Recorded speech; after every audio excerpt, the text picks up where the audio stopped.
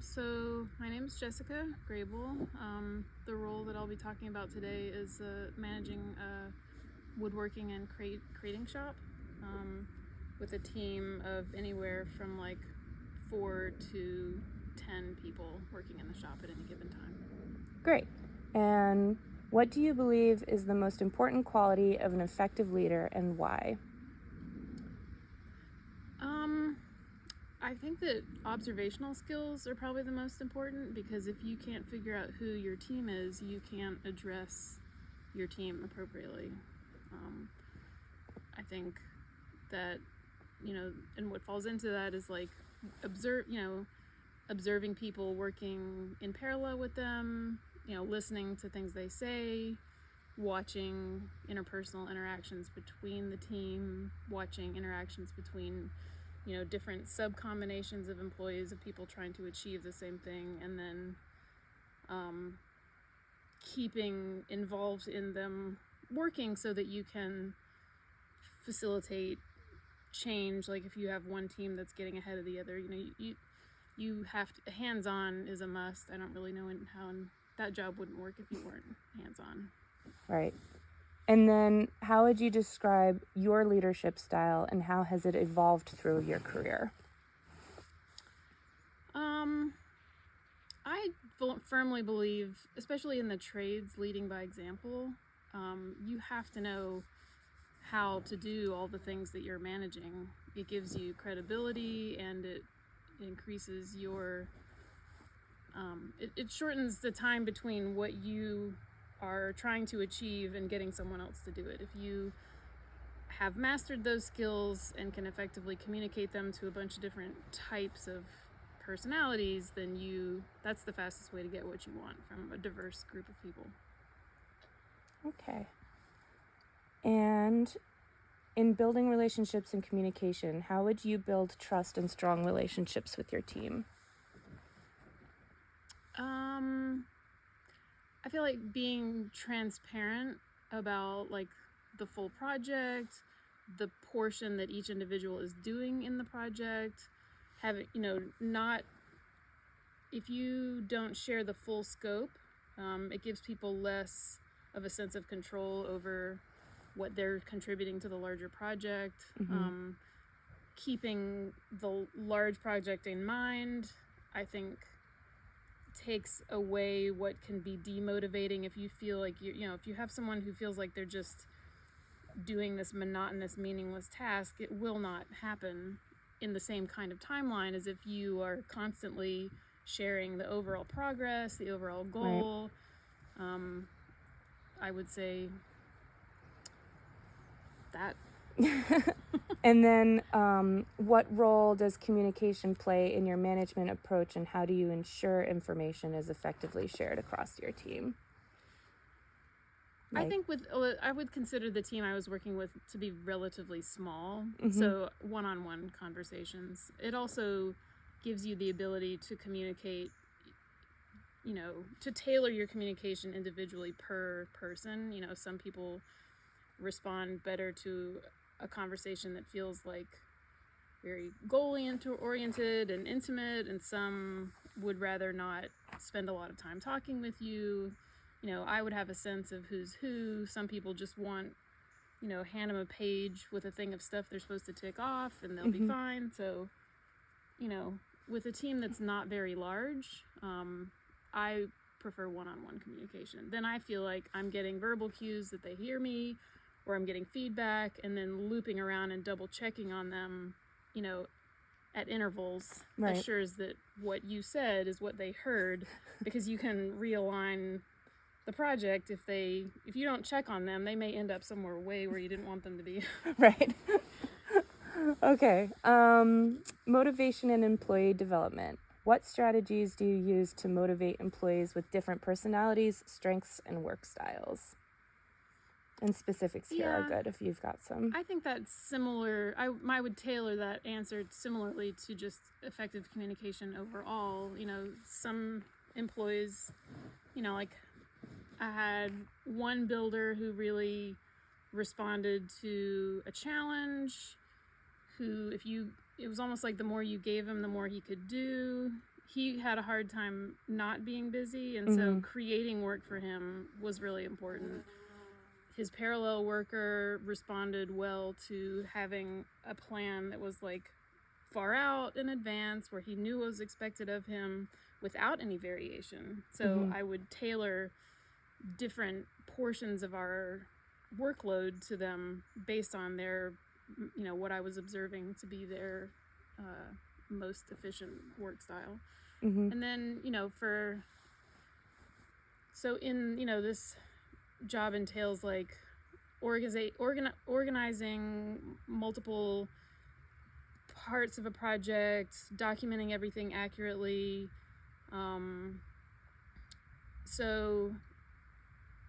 Certain, it's probably similarly to the building room, like, some people want to like be in constant communication. They work better with you're working side by side with them. There's like a kind of constructive, who can cross the finish line. Some people want to know that if they come in early and get it all done, they can just leave. Like, right. So like incentive structures for different people. Yeah, and honestly, just some respect. Yeah. If you have a giant project that needs to be completed, before you agree to do the job, make sure everybody has the same goal as you. Right. Because if they say they do and we take the job and they're all going to get 10 hours of overtime, then the answer halfway through, I gotta go, is like, well, you don't. Actually, we took this and we're all in it and now you're here. Right. Or, somebody can say they can't commit to that, and you can either tailor it to them being gone. I think that just respecting everybody's time and ability is pretty motivational, because ultimately getting a paycheck should be the motivator. Right. And being in a workplace where you're valued and not being jerked around is usually enough to keep people in task. Right. We might come back to that one some more later. For now, let's move to conflict and difficult situations. Can you describe a specific time when you had to manage conflict within your team? What was your approach and what was the outcome? The one that sticks out in my mind was probably one of the toughest conflicts. I had an assistant, so in my small team at various different times, I would have an office assistant, and I had an individual who was transgender and in the process of transitioning. It's a fairly macho environment, and having a woman manager was sometimes difficult from them, but you can take it or leave it, basically. Yeah. But there was some conflict about this individual who was sort of an affront to like your stereotypical masculinity. And I could also see that behind all that was a certain amount of curiosity. So I had to address it, because had I not, I would have been personally liable for unfortunate interactions. There was one that was unacceptable that happened, that was based in curiosity, but ugly words were exchanged. And so I had to, write up the incident and give each of the individuals involved, the chance to contribute to that synopsis. And so we came all to an agreement and everybody signed it, which was our, HR strategy for that. But then I kind of took them individually, like over the next week aside, and was like, to just have like a personal conversation. And so for the transitioning individual, I wanted to make sure that felt satisfactory to resolve that situation. For some of the individuals who had been on the bad behavior end, like making sure they felt like they understood what had happened, and answering any questions they had about working with someone who's transitioning. For a lot of them, it was the first time they'd ever really been exposed to it. And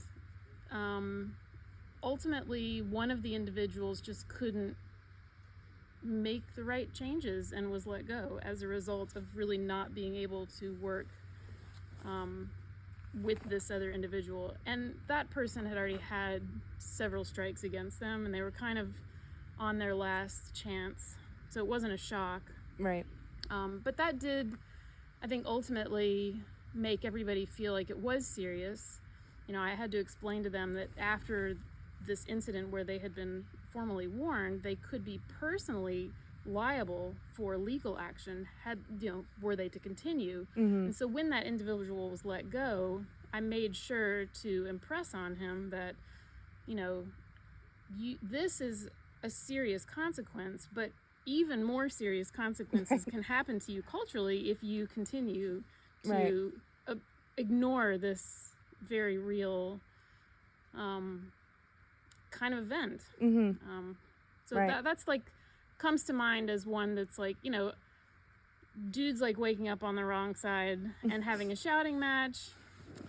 I would usually just tell them like that they should work it out, but hold them to a higher standard. Where is the maturity right now? Because it's not here. And I think like having some humor, making sure, I'd usually follow up a little bit like an hour later after everyone cooled off, like everyone's cool, right? Are you still mad? Because now you have to tell me. If you're mad, I need to know. If you're not mad, we're good. Don't let things blow out of proportion. Keep it light when possible, and when it's serious, take it deadly serious. Right. Okay, so going into decision making, can you share an example of a significant organizational change you helped implement? How did you address employee resistance and gain buy-in? So like something systemic that had to be changed, and how'd you get everyone on board or not? Yeah, let's see. So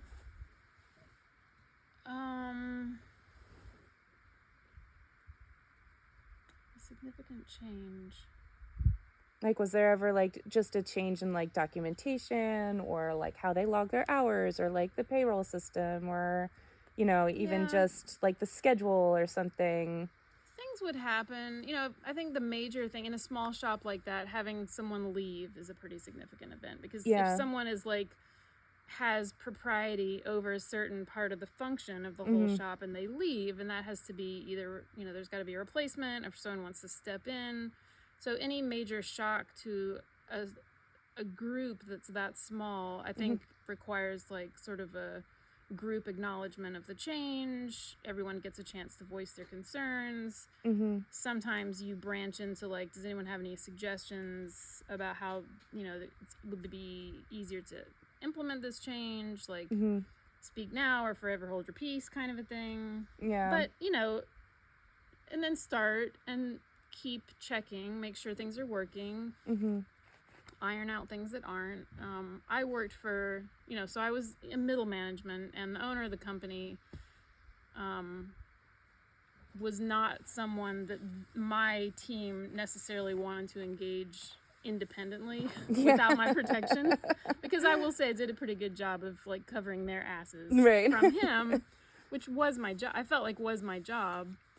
And so sometimes if there was something that I wasn't being given power to change that they needed to buy into, giving them the option to take it to him directly usually made them realize that either they communicate it to me and I put it, like, would they rather bring this to the owner directly?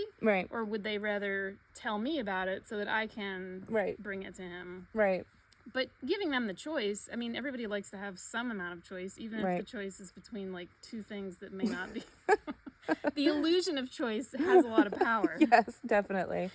Okay, we're actually on to our last question. So in like just a quick like 30 to 45 seconds, what is like your general approach to just like positive company culture and like keeping things as amicable as possible between the team, and getting the engagement you think you need from them? So just general like work environment as a leader. I think acknowledge, like, we would finish like big kick-ass jobs, and like if it was a really good job, I would take pictures, have them like, everybody kind of likes to, have them be in the picture with the job they completed, because we are making like a custom, they're like travel crates for fine art, right? So a particularly interesting solution or something that just looked good, and we kept like a portfolio for the shop, and I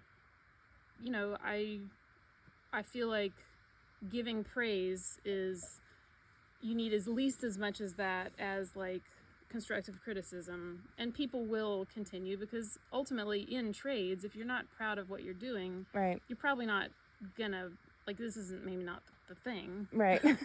So I think, like, you know, providing positive feedback, Yeah. and it has to be genuine. Mm-hmm. And it has to like reflect the overall like company-wide goal. So having, you know, part of our website was dedicated to finished projects, and they could log in, they could show people what they do. Yeah. And so it gave them ownership over the success, Right. which drives people to pursue it more and again.